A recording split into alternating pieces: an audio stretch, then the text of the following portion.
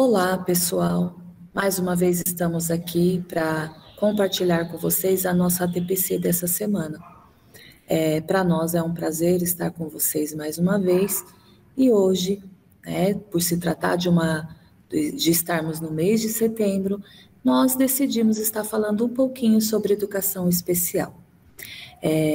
Para o nosso encontro de hoje, é um prazer estar compartilhando com vocês que a nossa PCNP Maria Oliveira está conosco, responsável pela pasta de educação especial, e ainda vamos ter uma convidada mais que especial para estar conosco. Para darmos continuidade no nosso encontro de hoje, vamos fazer uma breve reflexão com vocês. O meu ou o seu caminho não são muito diferentes. Tem espinhos, pedra, buraco, para mal de atrasar a gente. Mas não desanime por nada, pois até uma topada empurra você para frente. Braulio Bessa. Passo a palavra, Maria. Muito obrigada, Beth. Agora, preciso dizer que estou muito feliz de estar de novo com vocês, à frente da pasta da Educação Especial, mais uma vez, tentando, e aprendendo todos os dias. Hoje a gente trouxe uma convidada que é muito especial, realmente, para todos nós. Vai conversar um pouquinho com a gente sobre a educação especial, sobre o momento que a gente está vivendo, sobre adaptação, flexibilização e uma série de outros assuntos que estão dentro da inclusão escolar. E a nossa amiga queridíssima Cíntia, que é pedagoga, especialista em educação especial e inclusiva, tem especialização nos transtornos globais do desenvolvimento e é mestranda na área de História, Política e Sociedade pela PUC. Ela já atuou como PCNP aqui na nossa diretoria e é uma honra estar dividindo essa apresentação com ela hoje. Lindeza. Oi, pessoal.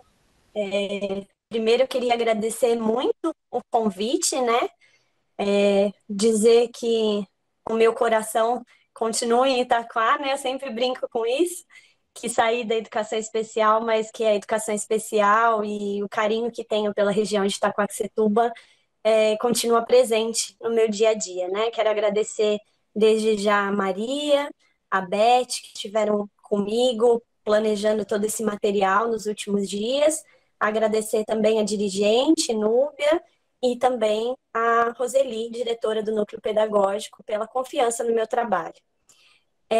Hoje, eu acho que a gente conversou bastante sobre esse momento, E a importância da gente discutir algumas questões mediante o contexto da pandemia e os impactos que isso, porventura, trouxe e ainda vai trazer na questão da educação especial e da inclusão escolar.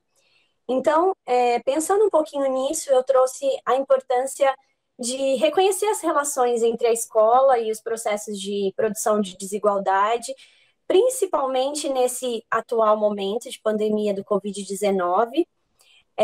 Esse encontro também tem por objetivo refletir sobre a ressignificação da escola e da prática docente no atual contexto, Acho que é de comum acordo que é o momento da gente retomar o nosso fazer docente de forma diferente, Discutir aí possíveis estratégias pedagógicas que favoreçam a inclusão escolar, sobretudo dos alunos público-alvo da educação especial, Já vamos falar um pouquinho sobre eles.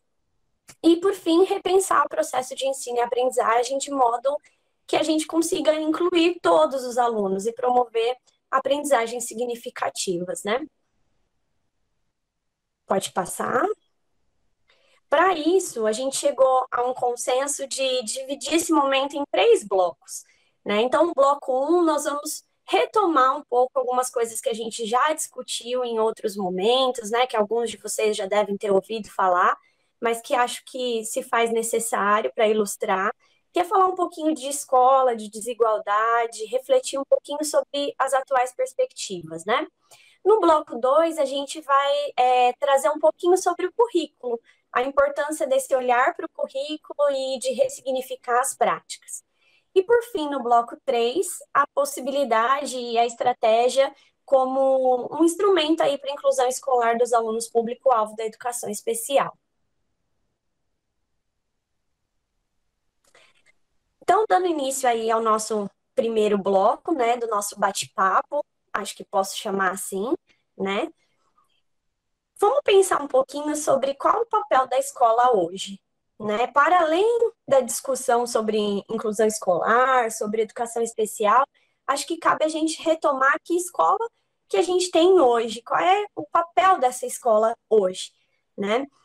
Pode passar.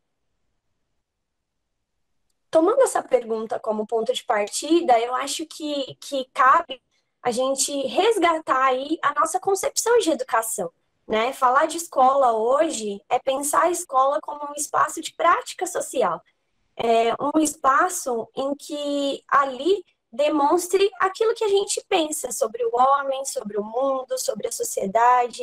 Então, acho que é importante a gente ter em vista que o nosso fazer educativo, ele não é à toa, né? Ele não está desvinculado dessas concepções que a gente tem de educação, daquilo que a gente acredita, daquilo que a gente pensa sobre a escola, sobre os nossos alunos, sobre as relações que a gente mantém com eles. Então, quanto mais essas concepções, essas relações, elas estiverem claras para a gente, mais tranquilo será esse processo do fazer educativo, né? Eu trouxe essa ilustração, que eu gosto bastante, que é de um aluno, né? Ele está do outro lado do rio, tem um rio com jacarés e de frente para ele tem uma escola com uma porta, como se fosse uma ponte levadiça erguida. Por que eu gosto tanto dessa imagem, né? Porque às vezes a gente fala, não, mas a escola ela está aí para todos, né? Ela já está para todos. Mas será que, de fato, a escola está para todos? Será que ela oferece as mesmas oportunidades para todos? Será que todo mundo consegue acessar essa escola com a mesma tranquilidade? E é um pouco disso que a gente vai pensar hoje, tá? Pode passar. E aí, vindo nesse viés, né? Escola para todos, mas quem cabe no seu todos? Eu gosto bastante desse questionamento, né? Ele está num livro, e aí do lado a gente tem uma charge, né? São vários animais, a gente tem um macaco, um pinguim, um elefante, uma foca, um peixe, um cachorro, e ali eles estão de frente para um homem que aparentemente está os avaliando, e ele fala: para uma seleção justa, todos farão o mesmo exame, escalar aquela árvore. E aí é um pouco do que a gente pensa sobre escola hoje, né? Será que a escola tá para todo mundo? Será que a gente está olhando para essa questão da igualdade, mas para além de somente igualdade, mas também de ofertar equidade dentro da escola? Ali do lado eu tenho um dado do IBGE, né, que das 50 milhões de pessoas de 14 a 29 anos do país, 20,2%, que são mais ou menos o equivale a 10 milhões, não completaram algumas das etapas da educação básica, seja por terem abandonado a escola, por nunca terem frequentado, e desse total, 71,7% eram pretos ou pardos. Então, antes da gente falar especificamente de educação especial, acho que cabe a gente situar essa questão da inclusão escolar hoje, né? Do que a gente está falando quando a gente está falando de escola para todos e de inclusão escolar? A gente está falando só do aluno da educação especial, o aluno público-alvo da educação especial? Não, não é dele que a gente está falando, né? Obviamente que essa parcela de alunos, ela também sofre os impactos da exclusão, mas a gente precisa de pensar maior, né? Pensar que escola é essa que está ofertando oportunidade para todos, né? Ainda em 2019, agora os dados devem estar um pouquinho mais alarmantes pós-Covid, mas ainda em 2019 a gente ter que lidar com 10 milhões de pessoas que não completaram a escolarização, e isso se tratando de educação básica, né? Então, hoje, quando a gente fala de inclusão escolar, é importante a gente repensar que essa inclusão escolar ela não é só para criança com deficiência, ela não é só para o aluno com altas habilidades e superdotação, ela não é só para o aluno com autismo ou algum transtorno global do desenvolvimento. Ela é para todos. E quando eu falo todos, não tem quem cabe no nosso todos, né? Todos são todos. Então, pensar em cada uma dessas minorias que já vêm sofrendo um processo de exclusão há tanto tempo é o nosso dever também. Pode passar. E aí, hoje, a gente fala um pouquinho de escola e desigualdade, né? A educação, ela, como eu já vinha tratando, ela nunca ocupou um papel estrutural no Brasil, né? E aí, a pandemia veio e ela só escancarou aquilo que já existia, né? Aquilo que já estava latente ali no nosso contexto de educação brasileira, né? E a análise desses processos, ela nos mostra que os mecanismos, eles já estavam dentro da escola, já eram reprodutores de desigualdade, a gente já tinha aí uma parcela que tem acesso a bens culturais que é para poucos ainda, que são para poucos ainda, e assim já era a nossa educação antes da pandemia, né? Esse problema a gente já tinha antes da pandemia, então é incorreto a gente dizer hoje que a pandemia trouxe a desigualdade. Não, a pandemia só escancarou aquilo que já existia, infelizmente, na educação brasileira. E aí eu trouxe também uma foto aí do lado, né? A gente tem 2 estudantes subindo escadas, né? E um tem a escada facilitada, digamos assim, notas, cédulas de dinheiro, e o outro está ali fazendo todo um esforço para subir essa mesma escada, né? Então, infelizmente, a desigualdade, a promoção de acesso aos bens culturais, ela é visível no nosso ambiente escolar ainda, né? Pode passar. E aí, quando veio a pandemia, foi importante a gente considerar essas questões antes de pensar no que iríamos fazer, né? Esse trecho que eu trouxe aí é um trecho do parecer do Conselho Nacional de Educação, nas diretrizes que vieram quando quando iniciou a pandemia, que vieram as primeiras diretrizes. Então, o próprio Conselho Nacional de Educação reconhecia que antes da gente pensar nas estratégias, antes de pensar nas possibilidades, nós deveríamos considerar as fragilidades e desigualdades estruturais da educação brasileira, né, que foram agravadas, com certeza, com a pandemia, mas que já existiam ali visíveis diferenças de proficiência, de alfabetização, de taxa líquida de matrícula, que são relacionadas a fatores socioeconômicos e étnico-raciais, nós sabemos disso, e também as relações de condições de acesso a esse mundo digital, que foi super questionado aí com a chegada da pandemia, né? Olhar para tudo isso é ponto de partida para o que a gente vai dizer na sequência, tá? É ponto de partida para a gente repensar os nossos caminhos na educação, né? De nada adianta a gente vir com um modelo, digamos assim, né? Falar, olha, faça isso, faça aquilo, né? Não é a nossa intenção hoje aqui, até porque se tivesse receita, né? A gente nem precisava de refletir sobre nada disso. A gente escrevia a receita, mandava e tava tudo certo, né? Tava resolvido. Mas, enfim, acho que é importante a gente ressignificar, mas ressignificar dentro do contexto em que a gente está vivendo hoje, né? Com os pés no chão, sabendo, de fato, o que é que está acontecendo hoje em dia. Pode passar. Cíntia, acho que a gente pode falar também, né, que a gente está olhando agora para o que aconteceu com um certo nível de distanciamento. E a gente também entende que todas as práticas que foram desenvolvidas dentro desse período de pandemia, talvez não tiveram tempo hábil para fazer essa reflexão naquele momento, porque a gente tinha que trocar a roda do carro com o carro andando, porque a Sim. escola não parou. Então a gente sabe que não tinha muito tempo hábil para refletir sobre essas questões, a gente sabe que elas existiram, existem, foram agravadas com a pandemia, e a gente também entende que teve aí um grande nível de dificuldade para olhar para todas essas questões e continuar com a nossa prática pedagógica, continuar dando aula, atendendo os alunos.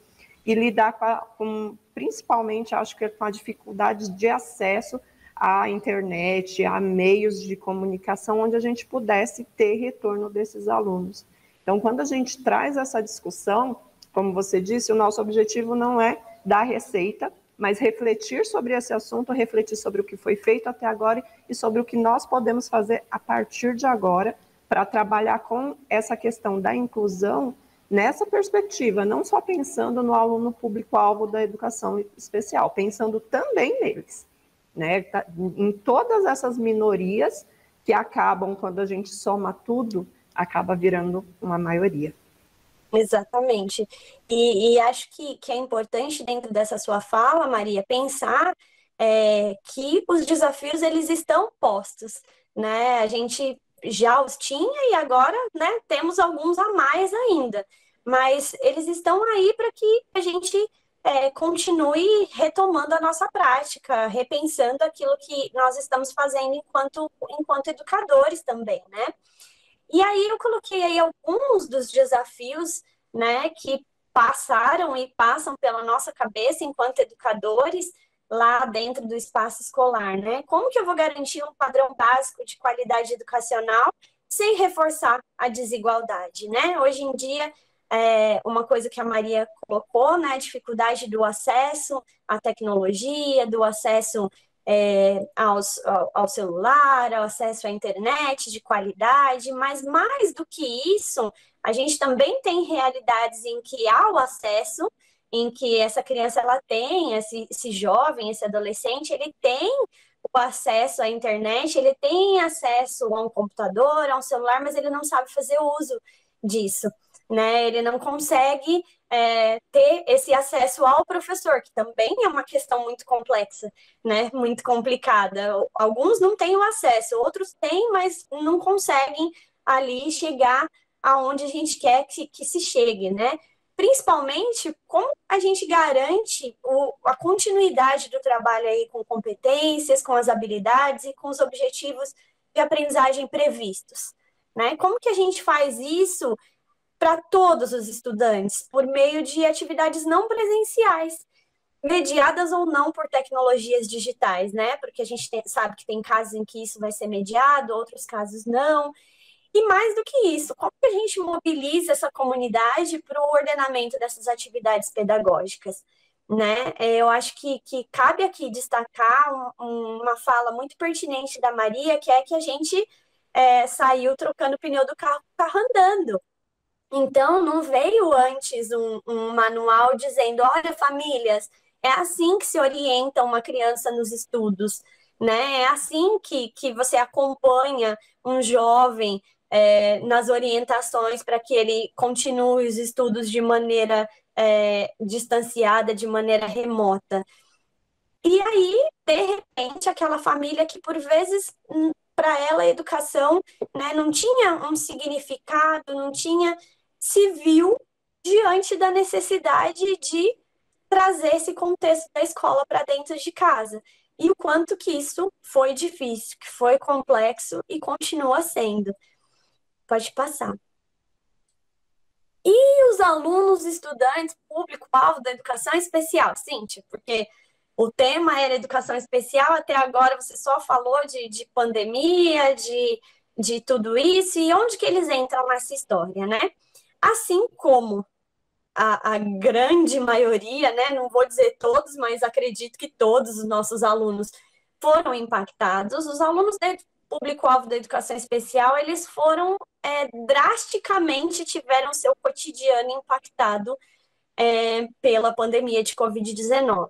Principalmente para aqueles alunos em que o único espaço de atividade social era a escola, né? Eu estive, como a Maria falou, com muito orgulho e prazer aí por 9 anos e meio, né, na diretoria de ensino.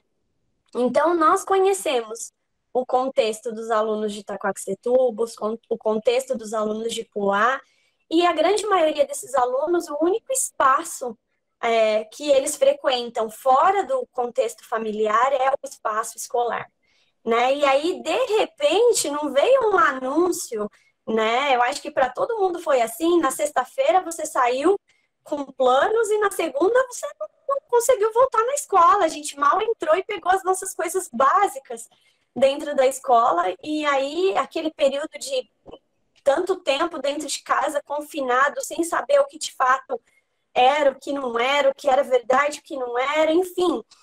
Isso, na cabeça de muitos alunos público-alvo da educação especial, tornou-se ainda pior, ainda mais desafiador, né? Por quê?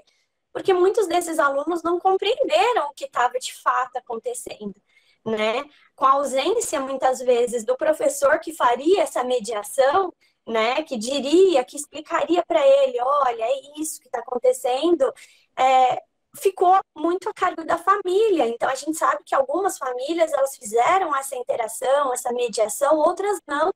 E aí, de repente, essa criança se vê distante, não só dos seus pares, dos seus colegas, do contexto escolar, como muitos deles também distante das suas consultas médicas, das suas atividades terapêuticas, né? A gente sabe que esses alunos, grande parte, fazem acompanhamento multidisciplinar, e aí, de repente, você se vê distanciado de todos esses atendimentos, né? E isso impactou não só a vida desses estudantes, mas também dos familiares, também das pessoas que cuidam deles, né? A gente está vendo agora um retorno gradual e progressivo na grande maioria das redes, e o que a gente vê? Famílias muito sensibilizadas, né? Famílias muito esgotadas, assim como a gente também, né? Muitas vezes está cansado, está esgotado, já não sabe mais o que fazer. Para essas famílias que ficaram com essas crianças, com esses jovens, com esses adolescentes, todo esse período de isolamento, tem sido também muito difícil, né? Tem sido um processo muito sofrido para alguns, inclusive, né? Pode até passar. Mesmo a decisão, né, Cíntia, de retorna, não retorna. Meu filho é público-alvo da educação especial, eu tenho medo, ele não vai querer cumprir os protocolos, ele não tem esse hábito. Então, as famílias estão aflitas, né? A gente conversa com as mães e elas querem tomar uma decisão segura, mas elas têm muito medo.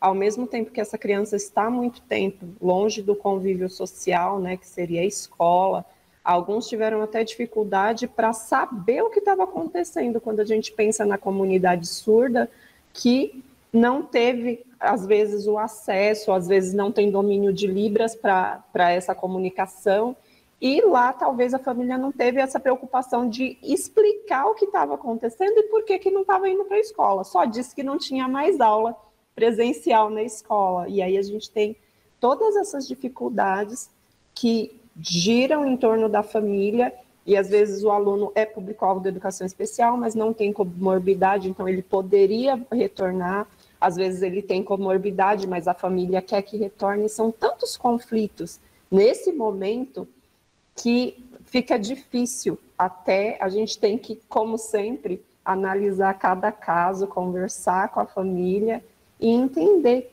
né, ajudá-los a enxergar as possibilidades para que eles possam tomar a melhor decisão nesse momento. Então, acho que tudo isso foi um impacto e está sendo um impacto muito grande nas famílias, nas escolas, para os professores, para a gente, para todo mundo.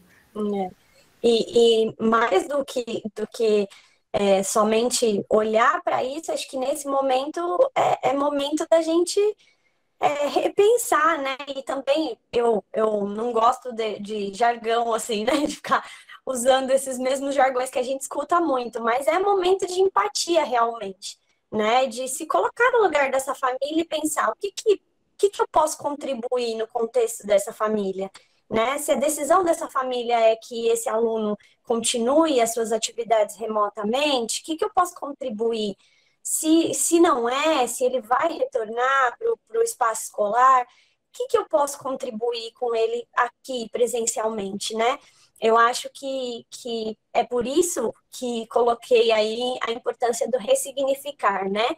Não ressignificar vazio, de você falar, então agora eu tenho que desfazer de tudo que eu já fiz na vida e começar como se eu nunca tivesse dado aula, como se eu nunca tivesse sido professor, né?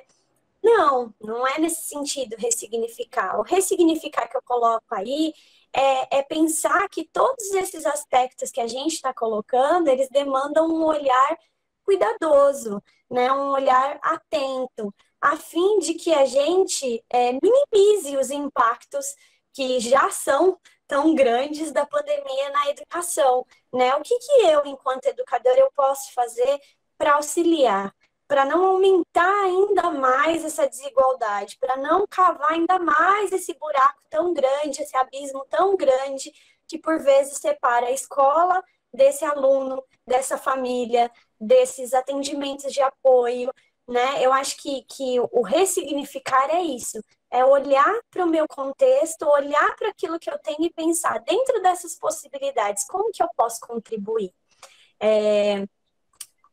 Aí nós temos pensando aí que hoje a qualidade educacional ela envolve múltiplas dimensões, né? Não dá para a gente pensar em uma coisa só. É claro que a gente vai pensar aí numa variedade de recursos materiais, de recursos humanos que são necessários para a melhoria aí da educação e também para uma inclusão escolar mais efetiva, mas mais do que isso, mais do que ter somente esses insumos aí, os mínimos considerados como fundamentais para que a gente atenda, né, esses alunos público-alvo da educação especial, é pensar na relação que a gente faz com esses recursos materiais, com esses recursos humanos, né? De nada adianta eu ter lá o recurso e não saber o que fazer com ele, né? E não utilizá-lo de forma correta. De nada adianta eu ter a pessoa ali, eu ter um suporte e eu não conversar com esse suporte, eu não estabelecer uma linha de trabalho coesa para que esse aluno retorne ou não, mas para que ele acesse o currículo. Então, é um pouco disso, né? Nós sabemos que muita coisa ainda precisa ser feita, né? Ninguém pode trazer uma fala hipócrita nesse sentido, né? Muita coisa já foi feita, mas muita coisa ainda precisa.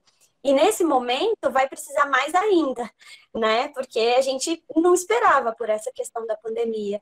Então, muitos desafios que a gente nunca imaginou na vida agora estão surgindo e a gente está pensando juntos no que fazer com eles. Mas acho que mais do que lutar, sim, para que esses recursos cheguem, para que melhore de fato a inclusão escolar, não só desses alunos, mas de todos que estão precisando, que são as minorias que não conseguem acessar a escola, é pensar que relação que a gente vai fazer com esses recursos, né? O que eu vou fazer, como que eu vou usar isso no dia a dia, né? O que eu já tenho. E aí, assim como a gente fala de definição de políticas públicas, né? Quando a gente define uma política pública de governo, ela passa a ser implementada, né, com a cara, digamos assim, daquilo que se pensa naquele governo, naquele determinado momento ali político e social. Eu não estou falando de político partidário, sim de contexto social mesmo, de concepção. E da mesma forma, a escola, ela faz aquilo que ela transpõe para a ação aquilo que ela pensa da escola, da própria escola. Então, se a gente tem uma concepção de que a escola ela precisa ser para todos, de que a gente precisa de estabelecer não só o acesso e o ingresso desses alunos na escola, que já está hoje em dia assegurado por lei, mas também a permanência e o sucesso desses alunos, se a gente coloca isso como meta, como concepção de escola, isso nos exige uma prática que seja condizente com essa fala. Né? Muitas vezes a gente vê lá no projeto político-pedagógico da escola escrito, né? A gente quer que os alunos sejam incluídos, né? Que se ofereça condições de que todos participem, mas na prática a gente está levando esse texto para as nossas ações, porque incluir práticas que sejam inclusivas, elas nos exigem autonomia, elas exigem confiança, elas exigem escuta, né? E essa escuta nem sempre é uma escuta fácil, né? Não estou dizendo que isso é simples, então agora eu vou escutar todo mundo e fazer o que todo mundo quer, não. Né? É fortalecer vínculo mesmo com esse território onde a escola está inserida, né? Quem são essas pessoas que estão na minha escola? Do que elas estão precisando? é pensar, para além de uma escola para todos, uma escola pensada por todos. Então, quando eu tenho uma dificuldade com um aluno público-alvo da educação especial, essa questão ela perpassa a educação especial, né? Ela vai para além disso. O que eu tenho enquanto escola? O que eu tenho para oferecer? O que essa família espera dessa escola? Né? Eu já ouvi o que esse aluno quer, de fato, da escola? Ou não, a gente não fez essa aproximação. Então, esse é um momento de aproveitar né, a dificuldade toda que a gente está tendo, para também ter um momento de escuta, né, um momento de repensar algumas coisas que a gente está fazendo e traduzir aquilo que a gente tem muito já claro na nossa cabeça em práticas, em ações no dia a dia, ações que não reforcem ainda mais essa desigualdade que a gente está vivendo. E aí, pensando aí, fechando esse primeiro bloco, né, uma das questões que a gente tem enquanto ferramenta, né, enquanto estratégia ali para chegar nesses alunos, é o ressignificar das práticas e o currículo, né? Olhar para esse currículo é fundamental para que a gente consiga estabelecer esse primeiro canal de comunicação, esse primeiro canal de escuta com as necessidades desse território. E aí, pode passar. Eu tenho lá uma questão que é fundamental, que é pensar que a inclusão escolar ela é muito mais do que uma perspectiva a longo prazo, né? Quando eu falo de educação inclusiva, eu falo de uma perspectiva a longo prazo, né? De um dia em que a gente não precise de estar discutindo tudo isso aqui, porque isso já vai ser tão natural, tão tranquilo, tão fluido, que a gente não vai mais precisar de fazer HTPC para discutir a importância disso. Já vai estar incorporada no nosso dia a dia. Então, quando eu falo de educação inclusiva, é isso que eu penso, mas quando eu falo de inclusão escolar, é muito mais o chão do dia a dia, né? É muito mais pensar que eu não vou mais olhar o tempo todo para o defeito dessa criança, desse sujeito, desse adolescente, mas pensar no contexto em que ele está inserido, né? Claro que a gente não está negando que biologicamente existem questões que são pertinentes de cada deficiência, mas o contexto, ele impacta significativamente naquilo que essa criança vai nos oferecer, né? Eu não posso tratar da mesma forma duas crianças que tenham o mesmo laudo, com a mesma deficiência, tem lá o mesmo CID no laudo, mas uma nasceu e os pais levaram para o atendimento, para estimulação, faz atendimento em sala de recurso desde pequenininho, e aí chegou no 6º ano com todo esse respaldo e apoio da família morando na Zona Sul de São Paulo. Outra questão é eu ter uma criança da mesma idade, com o mesmo laudo, com o mesmo CID, mas que nasceu na periferia, que o pai foi embora de casa assim que descobriu a deficiência que essa criança tinha, que a mãe ficou sozinha, quem cria é a avó, porque a mãe trabalha, ela sai às 6 horas da manhã e volta meia-noite. O contexto, ele impacta significativamente nas ações que nós vamos tomar com aquela família e que, por vezes, se sobrepõe a essa questão biológica, né? A questão biológica, ela aparece como pano de fundo, mas é fundamental que a gente pense nesse ambiente, nesse contexto onde está inserido esse estudante, né? E isso não diz respeito nem aos alunos da educação especial, né? O alunado público-alvo da educação especial. E sim a qualquer aprendiz, né? Quando eu falo de pensar no contexto desse aluno, onde que ele está vivendo, aonde que ele veio, isso é fundamental para todos os meus alunos, né? Para ter um olhar diferente para cada um deles. Cíntia, eu só queria ressaltar de toda a sua fala, que foi maravilhosa, é que a gente não pode olhar para o laudo e para a pessoa como se ela fosse igual, porque todas as pessoas são diferentes. Então, se a gente tem isso claro para o ser humano, que todas as pessoas são diferentes e únicas, porque quando essa pessoa apresenta um laudo, a gente quer colocar ela numa caixinha. Então, a gente coloca ela na caixinha do autismo, a gente coloca ela na caixinha de DI, e quando eu falo de todos os outros seres humanos, eu entendo que eles são diferentes. Então, acho que a gente pode pensar nisso e começar a refletir sobre a nossa postura quando a gente se depara com uma pessoa com deficiência. Então, qual é a nossa postura quando a gente se depara com uma pessoa que lá na chamada está escrito autista?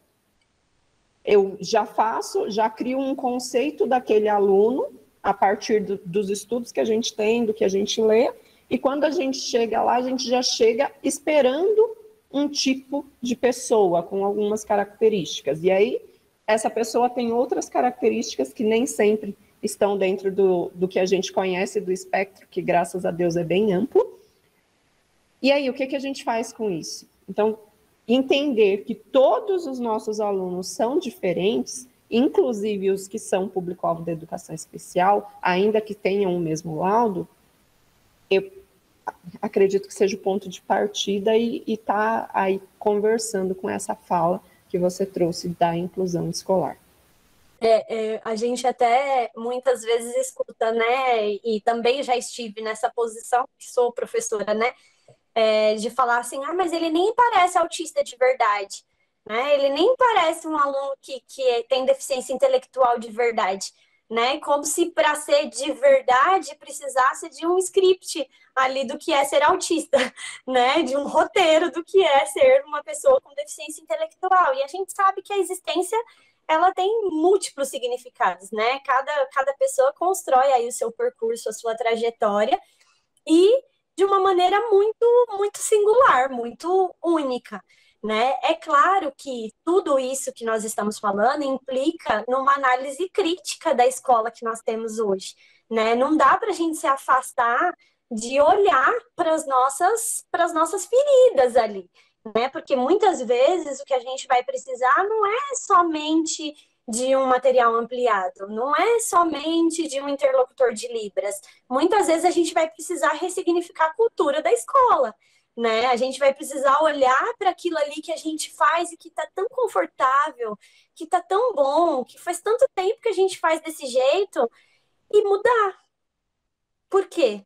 Porque não está se beneficiando daquilo. Porque eu tenho 2, e isso ainda não estou falando de aluno público-alvo da educação especial, eu estou falando como um todo, né? E acreditar hoje que tudo que a gente faz dentro da escola impacta na sociedade onde a gente vive, impacta nos caminhos que vão ser definidos a partir da trajetória desse aluno dentro da escola, é o que nos faz pensar que é nosso motivo aí de trabalhar, nossa razão de docência, tornar esse espaço menos excludente, né? Ninguém quer, daqui a alguns anos, lembrar da escola como, puxa vida, olha que espaço ruim, como foi a minha trajetória na escola? Nossa, foi péssima. E aí, para o meu aluno, como está sendo essa trajetória na escola?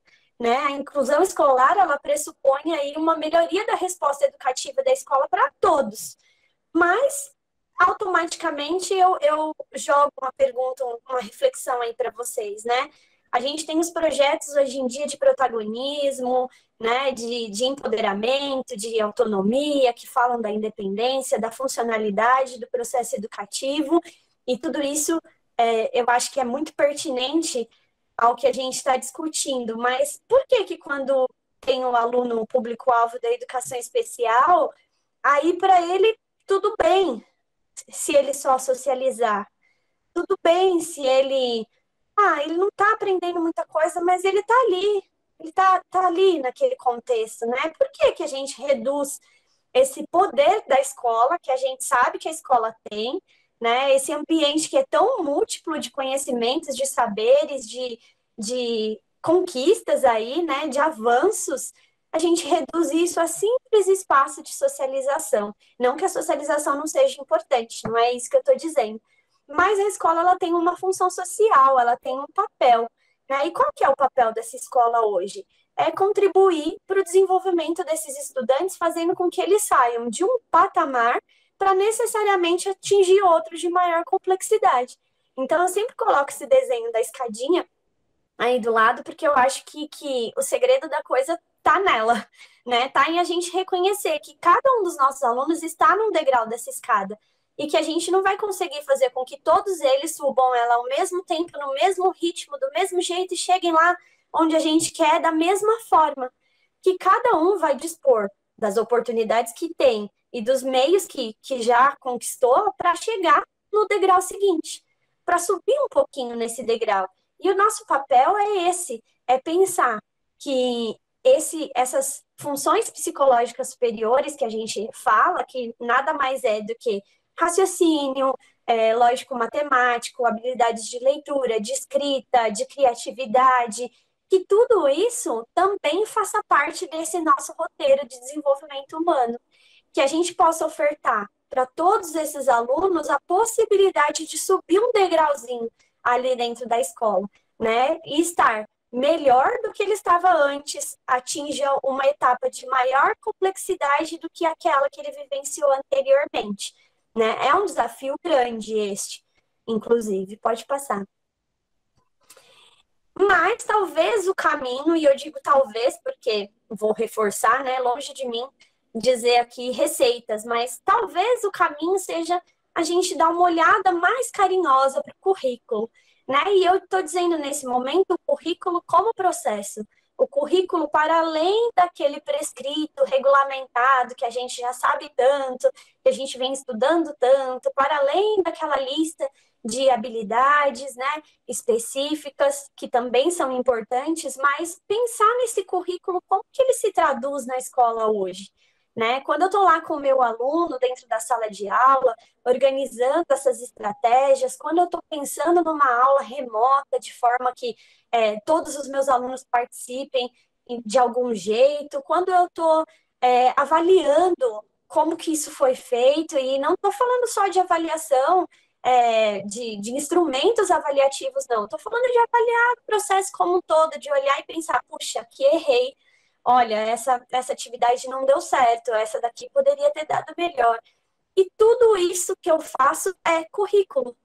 Tudo isso que eu me predisponho a observar é currículo.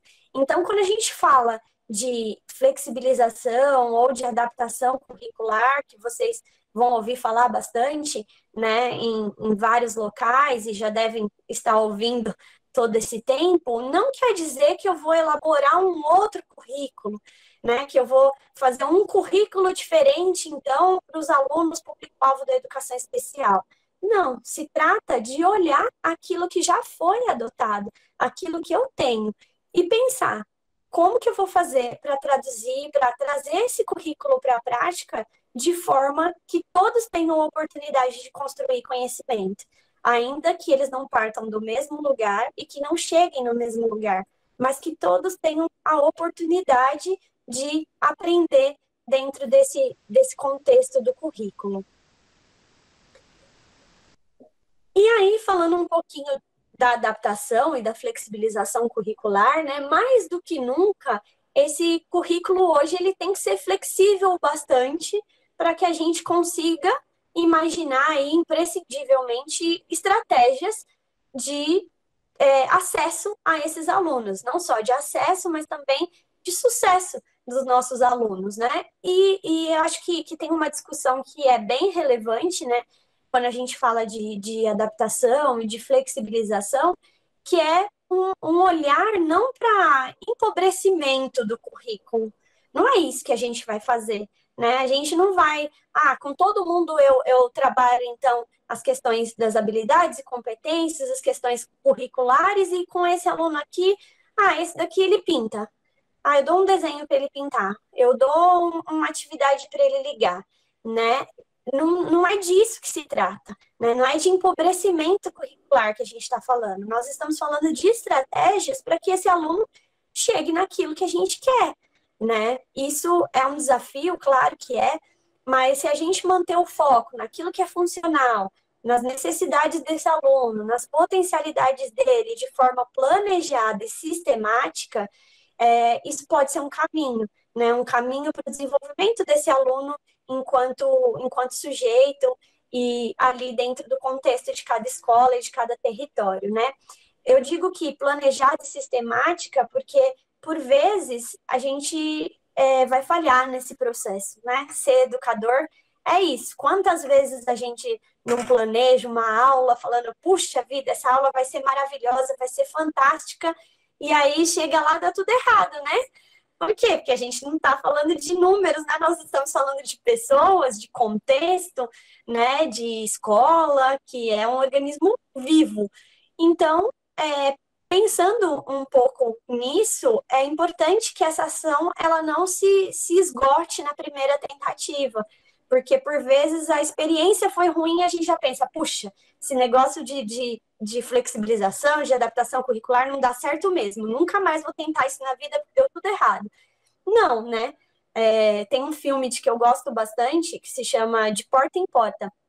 E nesse filme, é uma pessoa com deficiência e a experiência do primeiro emprego dele, né? Então tem a questão de muito medo, da autonomia e da independência. E a mãe dele, no primeiro dia de trabalho, né? É um homem com paralisia cerebral e ele tem bastante dificuldade. E aí a mãe uma lancheira para ele com um sanduíche.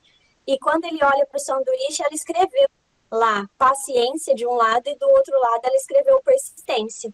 Então, eu costumo dizer que esse processo de intervenção de adaptação curricular é comer o sanduíche da paciência e da persistência todo dia, né? É estar disposta a fazer isso todo dia, toda hora, né? E a gente faz isso a partir do quê? De um olhar para 3 questões que eu coloco, que eu acho que são essenciais, né? Primeiro, para o aluno, antes de olhar para a deficiência, para o transtorno ou para a necessidade que ele tem, olhar para esse aluno, né? Quando a gente vai, muitas vezes, participar de HTPCs, de ATPCs, né? Tenho que me reacostumar com a nomenclatura do Estado. Quando a gente vai nesse momento de formação na escola, por vezes a gente escuta muito falar sobre o que é o autismo, os sintomas do autismo, tudo aquilo que implica na criança ser autista, no adolescente ser autista, mas a gente não escuta falar do João, que é o jovem com autismo que estuda na escola. A gente não escuta falar da Maria. E aí, por que não a gente começar a conversa falando com eles? Né? Quem são esses sujeitos? Aonde eles estão inseridos? O que eles têm de possibilidade? Da onde que eu posso partir? Né? Essa é uma das perguntas que eu mais escuto em todo lugar. Mas por onde que eu começo? Né? Por onde que eu começo a fazer esse trabalho? Começando pelo aluno. Conhecer, por se predispor a conhecer esse aluno.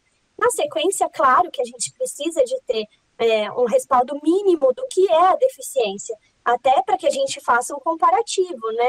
Isso que ele está apresentando são características dele enquanto sujeito ou são características que são pertinentes à deficiência, que impactam por conta de uma questão biológica. Então, é importante que a gente saiba razoavelmente sobre essa deficiência. Também não precisa de ser especialista nessa deficiência, né? Até porque o trabalho do professor especializado na sala de recurso é um trabalho totalmente diferente da intervenção que é feita no regular, né? Um trabalho muito específico e necessário, inclusive, para que esse aluno consiga acessar esse currículo.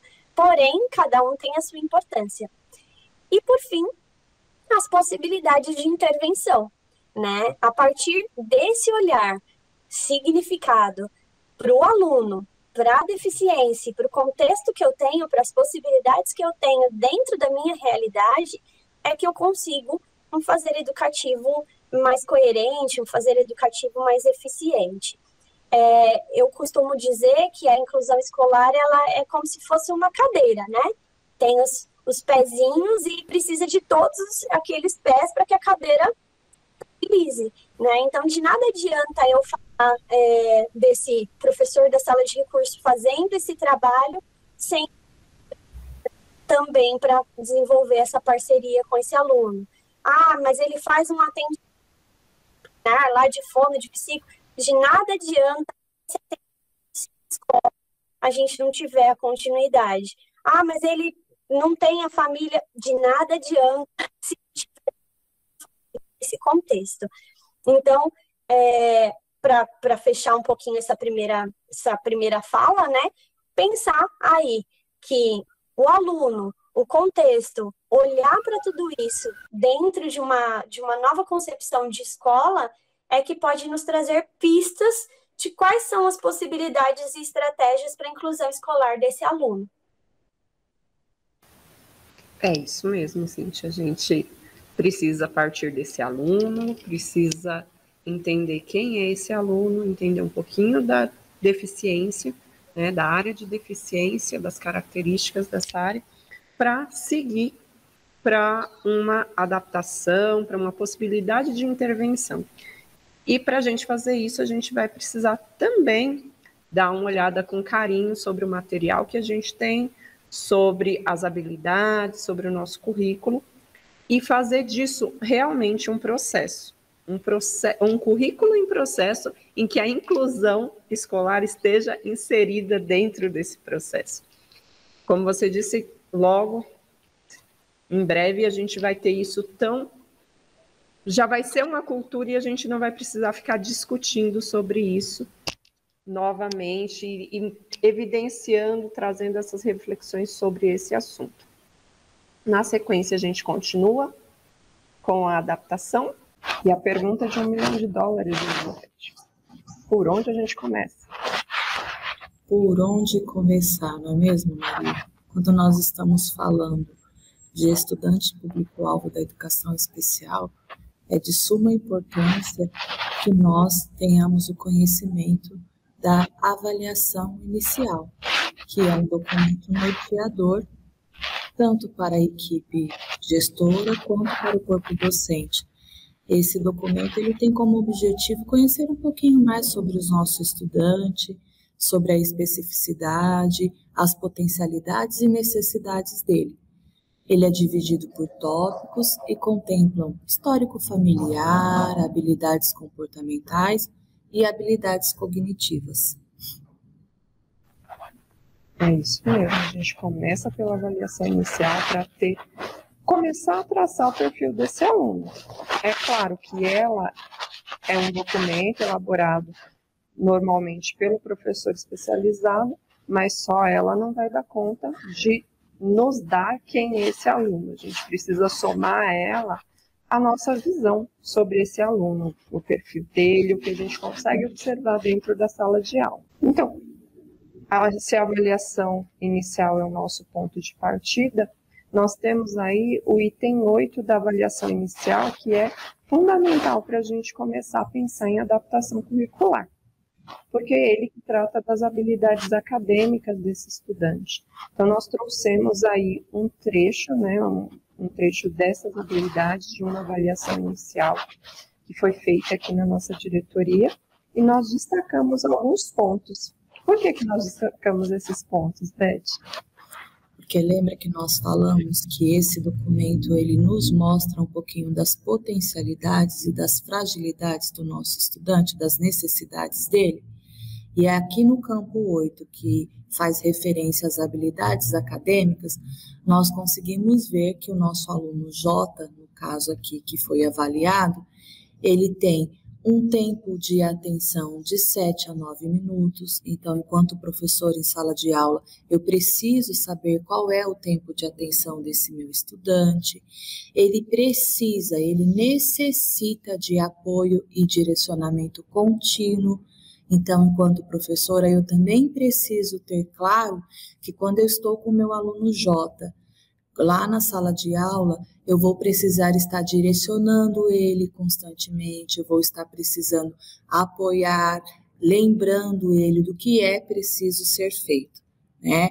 E quando eu falo que eu preciso estar ali constantemente apoiando e subsidiando ele, eu preciso ter claro de que as minhas comandas, elas precisam ser simples, porque olha o que diz aqui no documento, que ele compreende algumas comandas simples.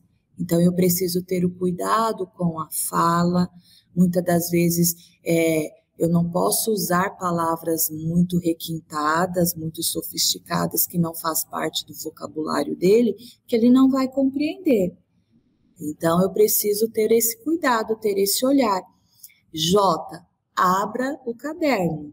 Nós iremos utilizar o caderno. A comanda precisa ser simples e objetiva. Ele mostra aqui também a questão da memória, que ele tem uma pequena memória visual, né? Não tem noção de passado e presente. Aí são pontos que precisamos, enquanto professor, lá na sala de aula, eu ter esse olhar.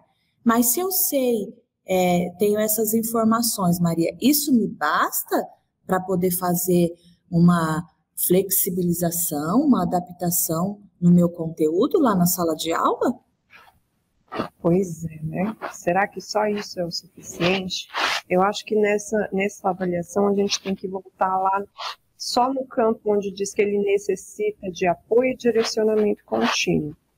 O fato dele necessitar de apoio e direcionamento contínuo não quer dizer que a gente tem que ficar do lado dele o tempo inteiro, dizendo para ele o que ele tem que fazer e ficar o tempo inteiro só do lado dele, porque isso às vezes assusta a gente como professor e faz com que a gente pense que não vai dar conta desse aluno.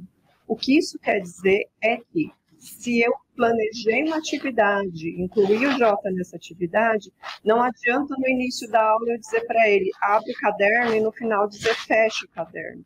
Eu preciso constantemente estar atenta, dar a comanda e ficar verificando se ele está fazendo. Então, dei a comanda de abrir o caderno, continuei dando a aula. Ele não abriu o caderno, eu vou repetir essa comanda. Mas eu não vou ficar ao lado dele o tempo inteiro, dando aquela atenção exclusiva, porque a gente sabe que não é possível fazer isso na sala de aula que a gente tem hoje, dentro da configuração que a gente tem hoje. A gente vai dar o máximo de atenção possível dentro do que a gente consegue, dentro da nossa possibilidade, dentro da sala de aula. Que a gente sabe que não está muito fácil. Então, essa avaliação inicial, a gente tem esses tópicos. Agora é só adaptar. A gente sabe um pouquinho do Jota, mas a gente sabe o que o Jota conhece de língua portuguesa, matemática, história, geografia, dentro dessa avaliação inicial. A gente, nessa avaliação, esses pontos que nós destacamos são especificamente referentes à disciplina de língua portuguesa, porque é essa a nossa proposta de adaptação. Então, se a gente tem algumas referências da aprendizagem dele e de algumas noções que interferem na nossa aula de língua portuguesa, agora é a hora da gente fazer o quê? Um quadro de sondagem. Porque a gente gosta de quadros. É isso, Maria, nós precisamos fazer um quadro. É importante a sua fala anterior sobre o nosso aluno Jota, que nós temos que ficar observar, né? Isso a gente já faz em sala de aula, a gente circula, não é por causa do aluno Jota, é por causa da Maria, é por causa da Elizabeth, é por causa do Everton, é por conta de todos os nossos estudantes, nós temos que circular na sala de aula. E quando nós temos lá a nossa avaliação inicial e vamos pensar na flexibilização, como a Maria falou, não vai ser o suficiente, porque aquela avaliação ela nos dá um norte. E é um norte para quê? Para que nós possamos fazer a sondagem aprofundando dentro da nossa área de conhecimento enquanto professor, o que nós vamos trabalhar. E essa sondagem nós temos que entender que ela também vai ser um outro documento que aí, com a soma dos dois, nós vamos fazer a nossa flexibilização. Montamos lá o nosso quadro de sondagem pensando no nosso aluno Jota. Nós fizemos uma sondagem com ele e colocamos lá, quadro de potencialidades e prioridades para a sondagem. Ai, Elizabeth, mais um documento que eu preciso fazer? Preciso ter esse quadro? Não, aqui nós estamos modelizando para vocês, mas vocês vão fazer de acordo com a realidade e organização de vocês. É que nós aqui somos meio metódicas, né, Maria? E aí nós fizemos um quadro com as potencialidades e com as necessidades. E a gente tirou essas informações lá da avaliação inicial. Exato. A gente colocou em quadro para fazer um passo a passo, devagarzinho, para a gente conseguir enxergar essas coisas. Muitas delas a gente já consegue ver na sala de aula, assim, quase instintivamente, e a gente não organiza dessa forma, não faz esse modelinho. Então, é a nossa sugestão para a gente começar esse trabalho de flexibilização e adaptação. A gente sabe que tem que ser devagar, porque não faz parte ainda da nossa realidade, assim, de uma forma tão natural, mas o plano é que logo seja natural e faça parte do nosso dia a dia, como a Cíntia já falou anteriormente. Esse quadro é um filtro, né, Maria, da avaliação inicial. Percebam que nós colocamos aqui as potencialidades e as necessidades. Nós sabemos que o nosso aluno J gosta de ir à escola, nós sabemos o tempo de atenção dele, nós sabemos que ele compreende comandas simples e que ele gosta de ouvir histórias e reconhece figuras. Essas são a potencialidade que ele tem, mas ele tem necessidades também. E a avaliação inicial, ela permite que nós consigamos ver algumas necessidades. Quais são, Maria? Nós já falamos que ele necessita de direcionamento contínuo, então a gente precisa ter essa atenção e estar constantemente repetindo, às vezes, a comanda para ele, para que ele faça o que nós planejamos para ser feito. Ele tem uma pequena memória visual, então é muito provável que se eu mostrar uma figura no início da aula, no final da aula ele não se lembre do que disse sobre ela. Ele tem uma sensibilidade ao barulho. Então, naquele dia em particular que a sala está muito agitada, a gente vai ter um pouquinho mais de dificuldade para trabalhar com o J.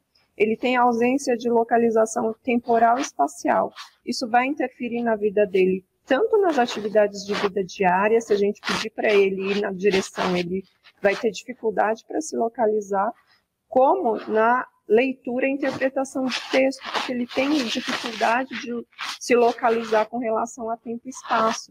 Então, aquelas perguntas que a gente faz constantemente na aula de língua portuguesa, onde aconteceu a história, aconteceu ontem, hoje, ele vai ter dificuldade de se localizar dentro do texto para reconhecer esses pontos dentro do texto.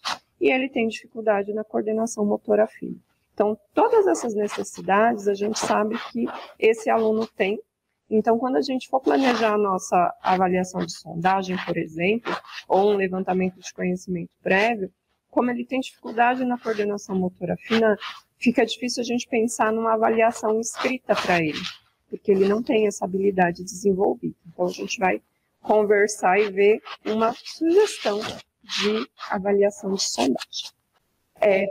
Desconfigurou, porque nós estamos exibindo de um celular, então essa palavra sondagem, a gente sabe que ela está separada errada, mas é a configuração do aparelho celular. E a gente vai falar agora de sondagem para esse aluno público-alvo da educação especial, né, Beth? Sim, Maria. Percebam que a partir da sondagem é que nós vamos conseguir identificar as necessidades de aprendizagem do estudante. Nós temos a avaliação inicial, como a Cíntia falou no começo do nosso bate-papo, a importância de saber e conhecer um pouco desse nosso aluno, do histórico dele, né? E agora nós estamos falando um pouquinho da sondagem, que vai nortear o nosso trabalho e nos auxiliar a identificar as necessidades de aprendizagem do nosso estudante, dentro de cada disciplina ministrada pelo professor. Na sondagem, quando nós falamos em sondagem, é importante que nós pensemos na hora de elaborar qual habilidade a ser desenvolvida ano e série que nós vamos colocar naquela sondagem, se nós vamos utilizar uma habilidade essencial ou uma habilidade suporte, a Maria vai falar um pouquinho logo mais, qual a estrutura dessa avaliação. Eu preciso pensar, olha, o meu aluno J, o tempo de concentração dele, eu vou montar uma sondagem que vai levar mais de 20 minutos para ele pensar e analisar, eu preciso ter esse olhar. Se o tempo de concentração dele é de 7 a 9, eu tenho que ter esse cuidado. Eu vou fazer ela oral, escrita, por meio de imagens, eu vou usar só questões a partir de atividades práticas, ou de múltipla escolha, ou dissertativa, com base no documento de avaliação inicial, nós precisamos pensar na estrutura dessa sondagem.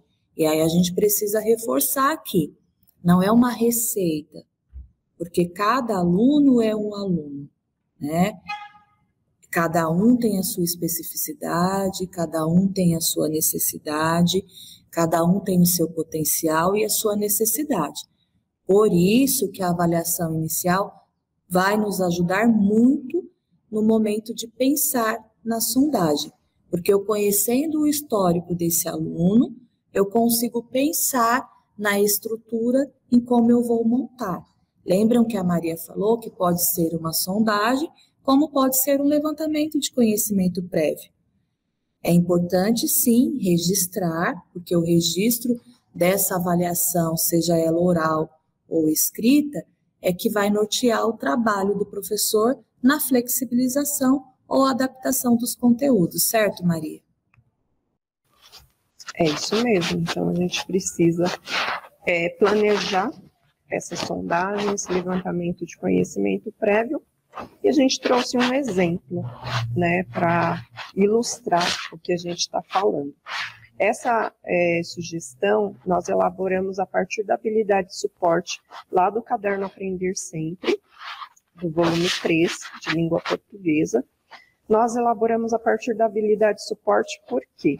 Porque ela é a base para que a gente construa a habilidade essencial do bimestre. Então, a gente precisa entender se o nosso aluno tem as habilidades, né, tem as habilidades propostas lá na habilidade de suporte, para saber de que ponto a gente parte para construir a habilidade essencial que está colocada para aquela situação de aprendizagem. Então, nós trouxemos um texto curto com 3 questões. 2 delas são dissertativas e uma delas é alternativa. Essa questão, essa avaliação de sondagem, levantamento de conhecimento prévio, a gente pode fazer tanto oral, conversando com eles, quanto escrita. A gente vai ver na nossa sala a melhor forma de aplicar essa sondagem, mas o que é importante? É importante que durante essa sondagem eu direcione alguma dessas questões para o meu estudante J, que está lá na sala de aula junto com a gente, para entender o que ele sabe sobre as variantes linguísticas, sobre a língua falada e a norma padrão. Então, isso é importante, a gente começar a direcionar questões para esses alunos público-alvo da educação especial, para entender em que nível de aprendizagem ele está, o que ele sabe, para a gente saber o que a gente precisa ensinar. Porque na sala de aula a nossa função é essa, ensinar. Então a gente precisa saber o que ele sabe para continuar, para ajudar no processo de ensino-aprendizagem desse aluno. Tem várias questões, principalmente quando se trata de deficiência intelectual, porque hoje a gente ensina uma coisa, amanhã a gente pergunta para o menino e o menino já não sabe, já não consegue fazer. São várias questões desse tipo. Mas se a gente parar para pensar na quantidade de coisa que a gente já aprendeu na vida e quantas delas a gente realmente lembra como fazer, não é uma característica da deficiência intelectual. É a questão do uso, é a questão da necessidade do dia a dia. E essas coisas que a gente aprendeu, que hoje em dia a gente não usa mais com tanta frequência, ou às vezes nem vai conseguir fazer de novo, como fez quando estava lá na adolescência, isso acontece com todos os estudantes, né? Com um grau maior, né, de diferença, não é de um dia para o outro que eles esquecem, mas eles esquecem, porque todo começo do ano ninguém lembra nada de língua portuguesa, gente, não sei o que acontece. Eu fui a professora do ano passado e falo, olha, gente, verbo. Não vi, professora, desculpa, não lembro. E eu sei que eu dei verbo para aquela turma, então a gente sabe que eles se esquecem. Mas tudo isso vai desenvolvendo, esses conteúdos serve para desenvolver habilidades na gente, em todos os seres humanos, que depois, mais tarde, elas unidas, vão ajudar no nosso desenvolvimento de competências, né? Mas isso é uma conversa para um outro momento, vamos continuar aqui na sondagem, que eu me envolvi. Temos o exemplo de sondagem e aplicamos a sondagem no estudante J. Pronto, agora eu vou fazer a adaptação, né? Já apliquei a sondagem, já fiz o levantamento de conhecimento prévio, tá tudo certo, né, Beth? Só começar. Ah, claro que não, né, Maria? Fiz a avaliação de sondagem. Sei agora, né, a partir dessa sondagem, eu sei o que o estudante sabe e o que ele precisa aprender, né? Então, nós vamos avaliar, vamos analisar essa sondagem. Do nosso aluno J, ao fazermos a sondagem, nós percebemos o quê? Ele reconheceu a variedade da língua falada. Em alguns momentos, ele soube identificar as palavras que estavam diferentes lá. Ele identificou a alteração da variedade falada na língua, né, da norma padrão. Porém, quando nós estávamos conversando com ele e nós perguntamos por que essa palavra não deve estar escrita assim ou não deve ser falada assim, ele teve dificuldade em nos colocar, em pontuar o porquê que não poderia ser falada daquela forma. E aí nós entendemos o que, Maria? E aí nós entendemos que nós já temos o nosso ponto de partida com esse aluno. Nós entendemos que a gente precisa trabalhar de uma forma que ele consiga compreender o conceito da norma padrão e ele precisa desenvolver uma argumentação.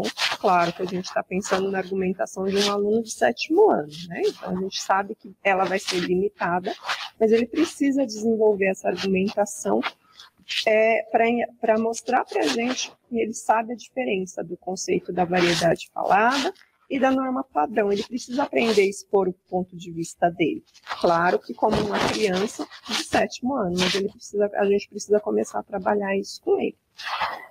E agora, finalmente, a gente vai para a flexibilização e adaptação. E qual vai ser o nosso início? A gente precisa olhar para o material que a gente tem. Então, se a gente fez uma avaliação de sondagem, de levantamento de conhecimento prévio, a partir de uma situação de aprendizagem do caderno Aprender Sempre, que é o material que a gente está trabalhando na sala de aula agora, é a partir dele que a gente vai começar e olhar para ver o que a gente consegue fazer de adaptação e o que a gente consegue fazer de flexibilização. Às vezes a linha enrola. Eu adoro essa sua fala, Maria, porque quando nós estamos na sala de aula, que o coordenador vem e fala assim, olha, nós vamos receber um aluno, público-alvo da educação especial, e vamos precisar fazer a flexibilização. Aí a nossa imaginação, ela já vai além, né? E agora eu preciso criar, eu preciso elaborar, eu preciso fazer uma aula totalmente diferente, eu preciso me reinventar. E aí quando você fala que nós vamos fazer a flexibilização a partir do que nós temos, do material que nós temos, isso já vai acalmando meu coração. Opa, então eu não preciso ficar inventando, não. Eu tenho um material e eu vou conseguir fazer a partir dele, né? A gente vai olhar para ele com carinho, pensando no nosso estudante J, mas pensando em quantas alternativas e possibilidades de aprendizagem eu posso oferecer para todos os alunos daquela sala. A gente não vai pensar só no estudante J, fazer uma atividade só para o estudante J. A gente precisa ter em mente que toda vez que a gente amplia o leque de possibilidades de aprendizagem, todos os estudantes da sala se beneficiam disso. Quantas vezes andando pelas escolas a gente escuta, os alunos gostam mais quando eu trago imagens, quando eu faço uma aula que eu, na verdade, fiz pensando no Jota, vamos dizer assim. Mas os alunos aprendem mais. Por quê? Porque a gente ampliou as possibilidades de aprendizagem de toda a turma. Quando a gente fica numa atividade fechada, onde a gente só enxerga aquela atividade daquela forma, que para a gente ela está fácil, por causa do nosso grau, né, de tempo de trabalho com aquela disciplina, por causa do conhecimento que a gente acaba engessando e diminuindo a possibilidade de aprendizagem de toda a turma. Então, quando a gente fala em educação inclusiva, e foi sobre isso que a Cíntia falou lá no começo, de oportunidade de inclusão de todos os alunos, não só com foco na educação especial, no aluno público-alvo da educação especial, é isso, é a gente ampliar o leque de possibilidades de aprendizagem para todos os alunos, porque a gente sabe que todos aprendem de formas diferentes. Então, vamos lá ver o que a gente conseguiu encontrar no nosso material, no nosso caderno de Aprender Sempre. A gente aprendeu na sequência de atividade 3, na aula 1. E na aula 1, ela inicia com esse texto, que é bem simples. A gente sabe do tempo de concentração do Jota, então a gente tem esse texto simples, com foco em 2 palavras que estão fora da norma padrão e que a gente acredita que seja possível para ele compreender e desenvolver uma das atividades propostas. Então, essa reflexão é importante. E outra coisa importante é, nós acreditamos que ele consiga. Por quê? Porque pode ser que ele não consiga. Nossa, e agora? Deu tudo errado.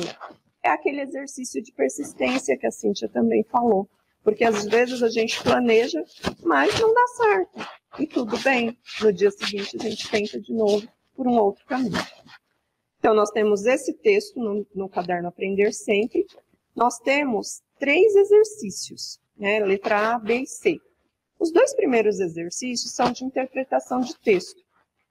Um deles é até de localização de algumas informações. O Jota vai ter dificuldade para fazer isso. A gente já sabe disso por causa da avaliação inicial.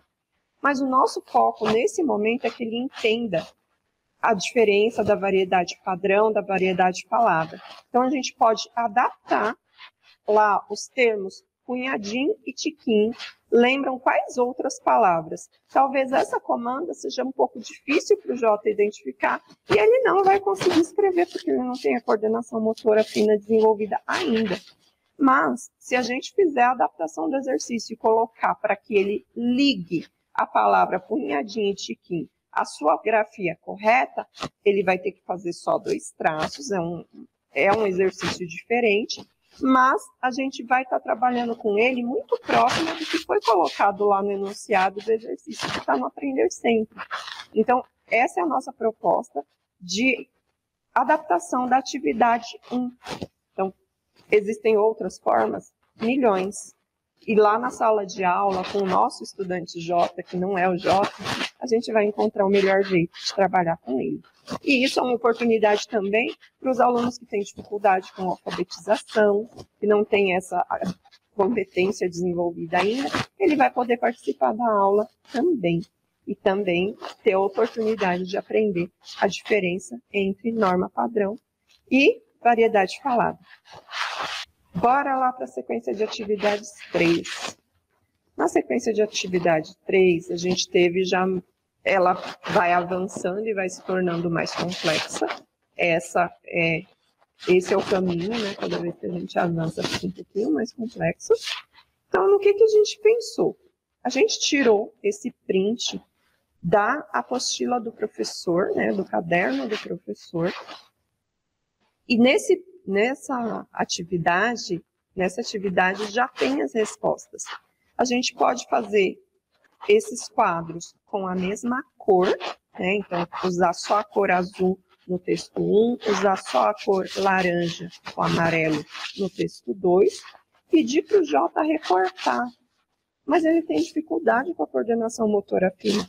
Sim, ele tem dificuldade com a coordenação motora fina. E se a gente der a oportunidade para ele fazer, ainda que ele faça errado, a gente está dando uma oportunidade de aprendizagem para ele, de desenvolvimento de uma habilidade que ele precisa. Ele vai recortar e a gente vai pedir para colar, para fazer a colagem, vai explicar são 2 textos trabalhados anteriormente, então a gente vai ler, vai dialogar, vai chamá-lo para esse diálogo e vai dar esse exercício para ele recortar. No momento da correção, a gente vai orientar ele na colagem para que ele cole no local adequado. Essa foi a forma que a gente encontrou de flexibilizar um exercício mais complexo. Talvez ela não esteja dentro do sonho, mas foi um caminho que a gente encontrou. E quando a gente fala de flexibilização e adaptação, a gente tem que estar sempre buscando os caminhos. Resposta certa, não, esse é o jeito certo de adaptar. Existe o jeito certo para aquele estudante. E a gente só vai descobrir tentando. Sequência de atividades 3 ainda, aula 6. E nessa aula 6 a gente trabalha com a tirinha, com essa tirinha. O que nós observamos? Que é uma atividade possível para o estudante J, mas que as comandas que estão lá no caderno Aprender Sempre estão muito complexos. O que a gente fez? Adaptou. Então a primeira comanda lá no caderno Aprender Sempre fala qual a faixa etária dos personagens da tirinha. Qual a faixa etária para o J seria muito complexo para entender. E eu arrisco dizer que para todos os estudantes de um 7º ano que vem dentro de uma pandemia. Então, ele parou lá no 5º ano, né, ele parou o processo de aprendizagem presencial dele, iniciou o remoto e a gente está trabalhando com isso. Então, se a gente perguntar qual a idade desses personagens que estão nesse desenho, talvez o J consiga participar. E assim a gente foi fazendo com o enunciado de todas as questões que estão propostas nessa sequência de atividades. Então, a nossa ideia é usar o que a gente já tem lá no material, no Aprender Sempre. A gente copiou, né, tirou print e trouxe para cá, só adaptou as comandas, porque a gente acredita que o J tem a possibilidade de participar dessa atividade, desde que o vocabulário esteja próximo da realidade dele.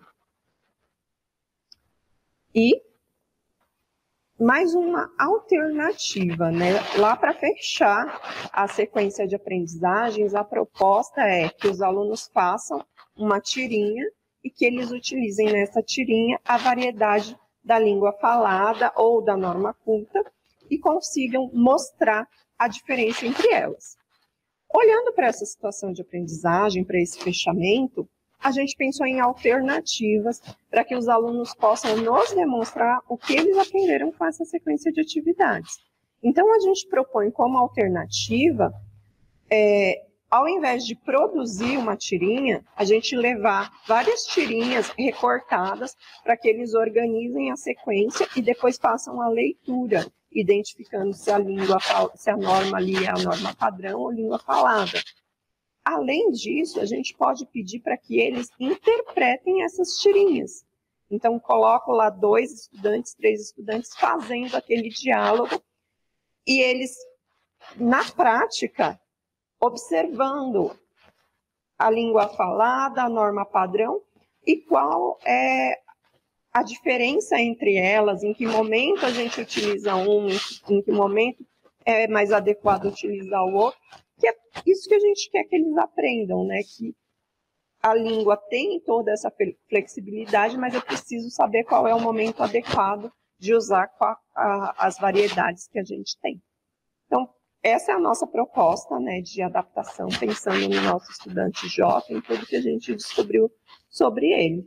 E agora, a nossa proposta para vocês, né, é para a gente retomar aí a nossa análise da avaliação inicial, elaborar uma atividade de sondagem ou de levantamento de conhecimento prévio para aquela turma que tem esse estudante público-alvo de educação especial, aplicar essa sondagem, refletir sobre os dados coletados, porque a gente precisa dessa reflexão antes de preparar uma aula que tem adaptação ou flexibilização, e articular esses dados para a gente preparar uma avaliação de sondagem e começar situações de aprendizagem significativas para esses alunos. Então, o nosso pedido, sugestão para vocês é que, a partir de agora, a gente pegue uma sala que tem um aluno público-alvo de educação especial, que a gente tenha já um conhecimento sobre esse aluno, que a gente já consiga trabalhar com ele, e comece essa experiência. E depois vocês contam para a gente qual foi o resultado. É isso, Beth?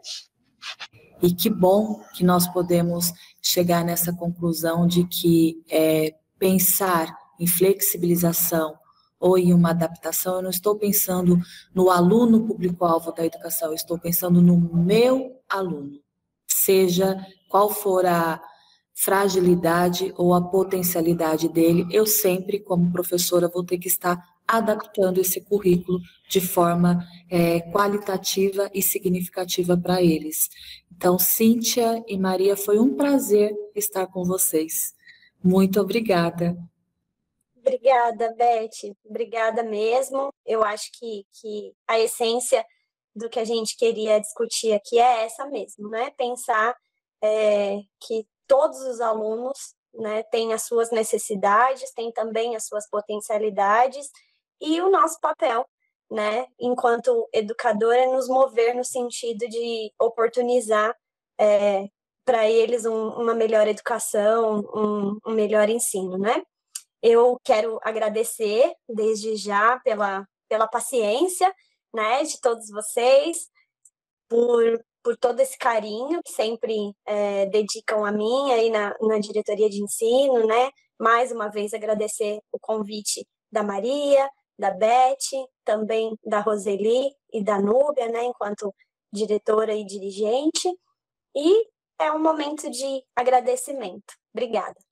É isso, gente. Muito obrigada, Cíntia, Beth, por tudo, por estarem aqui comigo falando sobre esse assunto, que em breve esperamos que esteja enraizado e a gente não precise mais fazer essas discussões, não nesse sentido, mas no sentido de ampliar e continuar construindo realmente uma educação que pense em todas as nossas minorias e inclua, porque esse é o nosso papel aqui. Muito obrigada a todos e até a próxima TPC.